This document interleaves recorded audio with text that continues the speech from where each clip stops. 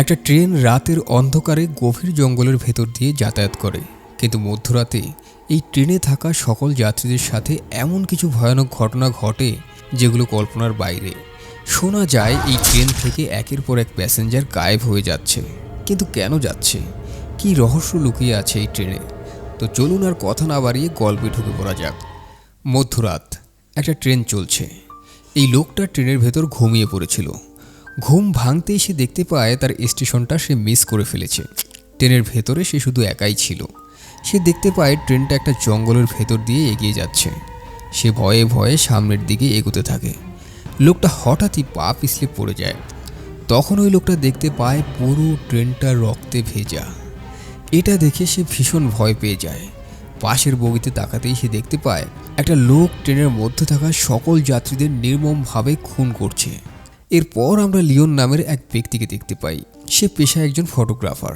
তার গার্লফ্রেন্ডের নাম মায়া। সে একটা হোটেলে চাকরি করত। ওই দিন রাতে লিওন ঘুমিয়েছিল। মাঝরাতে হঠাৎ সে স্বপ্নে একটা ট্রেন দেখতে পায়।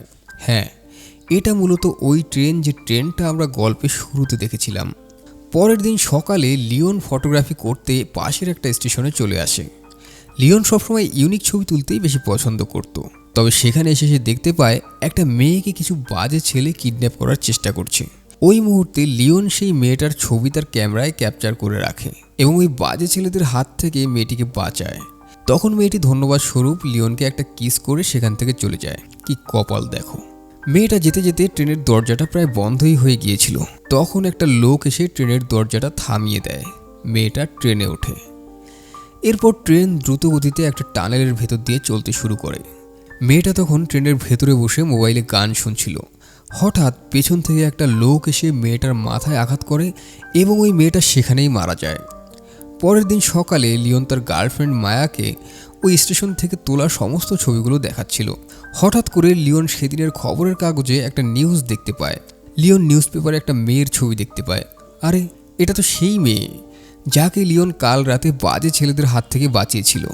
সে দেখতে পায় ওই মেয়েটা গতকাল রাত থেকে নিখোঁজ। লিওন মনে মনে ভাবতে থাকে, এক রাতের মধ্যে একটা মেয়ে নিখোঁজ কিভাবে হলো। আর এক মুহূর্ত দেরি না করে লিওন পুলিশের কাছে চলে আসে। সে পুলিশকে সমস্ত ঘটনা খুলে বলে, কিন্তু অদ্ভুত বিষয়, ওই পুলিশ লিওনের কোনো কথাই তেমন একটা পাত্তা দিচ্ছিল না। মানে মনে হয় লিওন তার সাথে গল্প করছে এবং সে শুনতে চাইছে না। তখন লিওন কোনো উপায় দেখতে না পেয়ে সেখান থেকে বাড়িতে চলে আসে এবং মায়াকে কাল রাতের তোলা সমস্ত ছবিগুলো দেখায়। আসলে লিওন ভালো ফটোগ্রাফি করতে পারত, তাই ছবিগুলো দেখে মায়া বেশ খুশি হয়। ওই দিন রাতে লিওন তার বন্ধুদের সাথে পার্টি করছিল। তবে তারা যখন পার্টি করছিল তখন ট্রেনের ভেতরে ঘটে আরেকটি ভয়ানক ঘটনা। দেখা যায় আজ রাতে ওই ট্রেনের নতুন 3 জন প্যাসেঞ্জার উঠেছে। তারা সবাই গল্প করতে করতে তাদের স্টেশনটা মিস করে ফেলেছে। তারা ট্রেনের ভেতরে একে অপরের সাথে কথা বলছে। এমন সময় হঠাৎ একজন লোক পেছন থেকে এসে হ্যামার দিয়ে ওই লোকটার মাথায় আঘাত করে। এটা দেখে মেয়েটা ভয়ে চিৎকার করতে থাকে। ওই লোকটা তখন ট্রেনের ভেতরে থাকা 3 জন প্যাসেঞ্জারকে খুব নির্মমভাবে হত্যা করে। ওই দিন রাতে লিওন একটা স্টেশনে বসেছিল এবং লোকটা যখনই ট্রেন থেকে নামে লিওন তখনই সেই লোকটার একটা ছবি তুলে নেয় এবং সেই লোকটাকে ফলো করতে শুরু করে। তবে ওই লোকটাও বুঝে গিয়েছিল যে কেউ একজন তাকে ফলো করছে। বিষয়টা বুঝতে পেরে একটা পর্যায়ে ওই লোকটা লিওনের কলার চেপে ধরে। লিওন তখন বলে, আরে ভাই, সরি, আমার ভুল হয়ে গেছে, এবারের মতো ক্ষমা করে দিন। দেখা যায় ওই লোকটা তখন লিওনকে কিছু না বলে সেখান থেকে চলে যায়। তবে লিওন দেখতে পায় ওই লোকটা একটা হোটেলের মধ্যে প্রবেশ করে। এরপর লিওন বাড়ি ফিরে আজকে তোলা সমস্ত ছবিগুলো দেখতে থাকে। তবে তার কাছে একটা বিষয় বেশ অদ্ভুত লাগে যে আজকের ছবিতে ওই লোকটার হাতে যে আংটিটা ছিল, সেই আংটি পরা একজন লোকই তো ওই দিন রাতে মেয়েটাকে ট্রেনে উঠতে সাহায্য করেছিল। এটা দেখার পর লিওনের সন্দেহ একদম ঠিক হয়। সে ওই লোকটাকে সন্দেহ করতে শুরু করে। মেয়েটার মিসিং হওয়ার পেছনে ওই লোকটা কোনো না কোনোভাবে জড়িত। ওই দিনের পর লিওন সেই লোকটাকে ফলো করতে থাকে। সে কোথায় যায়, কি করে, সব কিছু লিওন ক্যামেরায় ছবি তুলে রাখত। তবে এইভাবে বেশ কিছুদিন যাওয়ার পর লিওন জানতে পারে যে ওই লোকটা একটা মাংসের ফ্যাক্টরিতে কাজ করে। তবে সারাদিন কাজ শেষে ওই লোকটা মধ্যরাতে একটা ট্রেন ধরে নির্জন স্থানে চলে যেত এবং এটাই ছিল তার সারাদিনের ডিউটি। দেখা যায় রাত তখন বেশ গভীর। ওই লোকটা তখন একটা ট্রেনে উঠে পড়ে। এটা দেখে লিওনও ওই ট্রেনে উঠতে যাবে, এমন সময় একটা পুলিশ এসে তাকে বাধা দেয় এবং তার ক্যামেরা চেক করতে থাকে যে লিওন তার ক্যামেরায় ওই স্টেশনের কোনো ছবি তুলেছে কিনা। তবে ততক্ষণে ওই ট্রেনটা স্টেশন পার করে চলে গিয়েছিল, যার কারণে লিওন সেই লোকটাকে আর ফলো করতে পারেনি। দেখা যায় ওই লোকটা তখন ট্রেনের ভেতরে বসেছিল, পুরো ট্রেন একদম ফাঁকা। এমন সময় একজন প্যাসেঞ্জার ওই ট্রেনে আসে এবং আজকে হয়তো তার পালা।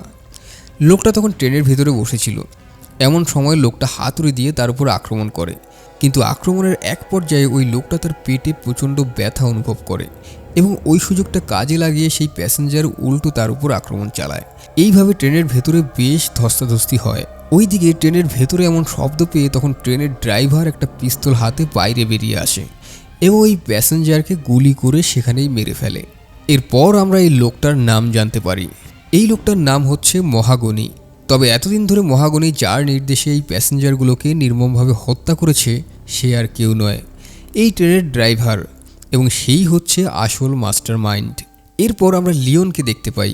সে তার ঘরের ভেতর বসে আজ পর্যন্ত ট্রেনে ঘটে যাওয়ার সমস্ত খুনের ঘটনার ছবি এবং নিউজ পেপার দেখছিল। সে তার গার্লফ্রেন্ড মায়াকে বলে, এতদিন ধরে যে খুনগুলো ট্রেনের ভেতরে হচ্ছে সেটা আজ থেকে নয়, বরং বহু বছর আগে থেকেই হচ্ছে। হয়তো এই কারণেই লিওন গভীর রাতে একটা ট্রেনের স্বপ্ন দেখত। সে মায়াকে বলে, এইভাবে তো আর হতে দেওয়া যায় না, আমি যেভাবেই হোক আসল খুনিকে সবার সামনে নিয়ে আসব। দেখা যায় ওই রাতেই লিওন স্টেশনে পৌঁছে, যার কারণ তার সন্দেহ হয় মহাগনির উপর। দেখা যায় গভীর রাতে একটা ট্রেন হঠাৎ স্টেশনে আসে। আশেপাশে তখন কোনো লোক ছিল না। তখন মহাগনি সেই ট্রেনে ওঠে এবং এরপর লিওনও সেই ট্রেনে উঠে পড়ে। এরপর ট্রেনটা একটা টানেলের ভেতর দিয়ে চলতে শুরু করে। দেখা যায় ট্রেনে তখন যাত্রী ছিল হাতে গোনা মাত্র কয়েকজন। ওইদিকে লিওন লুকিয়ে লুকিয়ে ক্যামেরায় তার ছবি তুলতে থাকে। সে দেখতে পেল মহাগনি দুজন প্যাসেঞ্জারকে নির্মমভাবে হত্যা করে। হত্যা করার পর তাদের চুলগুলো কেটে ফেলে এবং তাদের দাঁত এবং হাতের নখগুলো উপড়ে ফেলে এবং একটা হুকের সাহায্যে তাদেরকে ট্রেনের ভেতর ঝুলিয়ে রাখে। তবে লিওন যখন এই দৃশ্যগুলো দেখছিল তখন হঠাৎ করেই মহাগনি তাকে দেখে ফেলে এবং তার উপর আক্রমণ চালায়। এরপর জ্ঞান ফিরতেই লিওন দেখতে পায় সে এখনও জীবিত, তবে একটা বন্ধ ঘরের ভেতর তাকে বন্দি করে রাখা হয়েছে।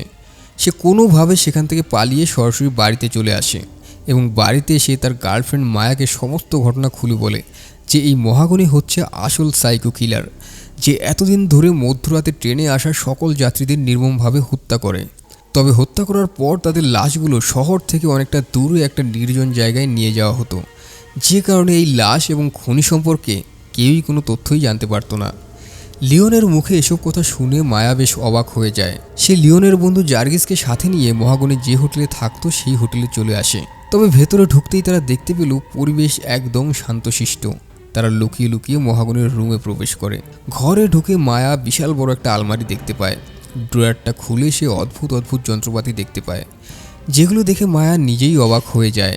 এমন সময় টেবিলের উপর সে একটা ব্যাগ দেখতে পায়।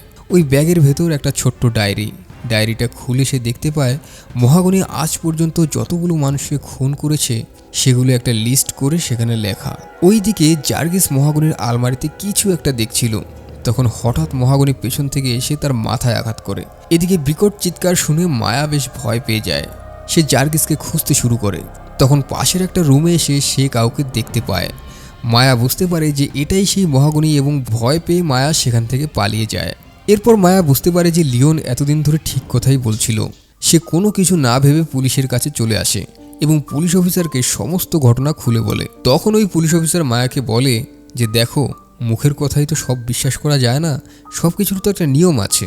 মায়া তাকে অনেকবার বোঝানোর চেষ্টা করছিল, কিন্তু বারবারই ওই পুলিশ অফিসার তাকে ভুল বোঝে এবং তাকে বাড়ি চলে যেতে বলে। ওই দিন রাতে লিওন মায়াকে না জানিয়ে মহাগনিকে মারতে সেই ট্রেনে উঠে পড়ে। এটা জানতে পেরে মায়া নিজেও সেই স্টেশনে চলে আসে এবং রাত 2টার সময় সেও ওই ট্রেনে উঠে পড়ে। পুরো ট্রেনের ভেতরে মায়া শুধু একাই ছিল। তবে পাশের একটা বগিতে আসতেই মায়া অনেকগুলো ঝুলন্ত লাশ দেখতে পায়। এটা দেখে মায়ার তো যেন দম বন্ধ হয়ে আসছিল। পুরো কম্পার্টমেন্ট জুড়ে ছিল রক্ত আর লাশ পচা দুর্গন্ধ। তবে সেই লাশের ভেতর মায়া লিওনের বন্ধু জার্গিসকে দেখতে পায়। তবে জার্গিস এখনো জীবিত। সে মায়াকে বলে, বাঁচতে চাইলে এখান থেকে পালিয়ে যাও। তবে পালানোর মতো সময় হয়তো মায়ার ভাগ্যে ছিল না। দেখা যায় ঠিক সেই মুহূর্তে সেখানে মহাগনি চলে আসে। এটা দেখে মায়া ভয় পেয়ে সেখান থেকে পালানোর চেষ্টা করলে হঠাৎ পা পিছলে পড়ে যায়। তখন ওই মহাগণী একটা হ্যামার দিয়ে তাকে মারতেই যাবে, এমন সময় সেখানে লিওন চলে আসে এবং তাদের ভেতর ধস্তাধস্তি শুরু হয়। লিওন কোনোভাবেই মহাগণীর সাথে পেরে উঠছিল না। মহাগণী লিওনকে প্রায় মেরেই ফেলছিল, তখন লিওন এক ধাক্কায় মহাগণীকে ট্রেনের নিচে ফেলে দেয়। এরপর ট্রেনটি চলতে চলতে একটা জনমানবহীন নির্জন জায়গায় এসে থেমে যায় এবং ট্রেনের মধ্যে থাকা সকল লাইটগুলো একে একে বন্ধ হয়ে যায়। এ যেন আরেক ভয়ানক পরিবেশ। তখন ট্রেন ড্রাইভার তাদেরকে এসে বলে, এই লাশগুলো থেকে দূরে থাকো। লিওন তার কথার মানে কিছুই বুঝতে পারছিল না। এরপর হঠাৎ তারা দেখতে পেল যে জঙ্গলের ভেতর থেকে কিছু নরখাদক এসে ওই লাশগুলোকে চিরে ফুঁড়ে খেতে থাকে। এটা দেখে তারা ভয় পেয়ে ট্রেন থেকে নিচে নেমে যায়। তখন পিছন থেকে হঠাৎ লিওন মহাগণীকে দেখতে পায়। সে দেখতে পায় মহাগণী এখনও জীবিত। তখন রেগে গিয়ে মহাগণী লিওনের উপর আক্রমণ করে এবং এক পর্যায়ে লিওন তার গলায় ছুরি মেরে তাকে সেখানেই মেরে ফেলে। এরপর সেই ট্রেন ড্রাইভার সেখানে চলে আসে এবং লিওনকে ধরে তার জিহ্বা কেটে দেয়। তার চোখের সামনে মায়াকেও সেই ট্রেন ড্রাইভার একটা ছুরি দিয়ে নির্মমভাবে হত্যা করে। ট্রেন ড্রাইভার লিওনকে বলে, এই কাজগুলো আমরা কেন করে জানো? নরখাদক, ওদের মাংস ভীষণ প্রিয়। হ্যাঁ, মানুষের মাংস। দেখো, আমরা যদি কোনোভাবে এদেরকে মাংস এনে না দেই তাহলে ওরা লোকালয়ে ঢুকে মানুষের উপর আক্রমণ করবে। এবং বহু বছর ধরে মহাগণী ওদেরকে মাংস খাইয়ে আসছিল। এবং আজকে তুমি যেহেতু মহাগণীকে নিজ হাতে মেরে ফেলেছো, তাই আজকের পর থেকে মহাগণীর দায়িত্ব তোমাকেই পালন করতে হবে। এটা শুনে লিওন কান্নায় ভেঙে পড়ে এবং এই আসল রহস্য লিওন যেন কারো কাছেই বলতে না পারে, সেজন্যই তার জিহ্বা কেটে দেয়া হয়েছিল। এরপর মুভির একদম শেষ দৃশ্যে আমরা দেখতে পাই যে মহাগণের সেই দায়িত্বটা এখন থেকে লিওন পালন করছে। এবং এখানেই শেষ হয় আমাদের আজকের মুভিটা। বন্ধুরা, আশা করছি মুভিটা আপনাদের কাছে ভালো লেগেছে। যদি ভালো লেগে থাকে তাহলে অবশ্যই আমাদের পাশে থাকবেন। ভালো থাকবেন, সুস্থ থাকবেন। আবারও দেখা হবে নতুন কোনো মুভির এক্সপ্লেনেশন ভিডিওতে। ধন্যবাদ।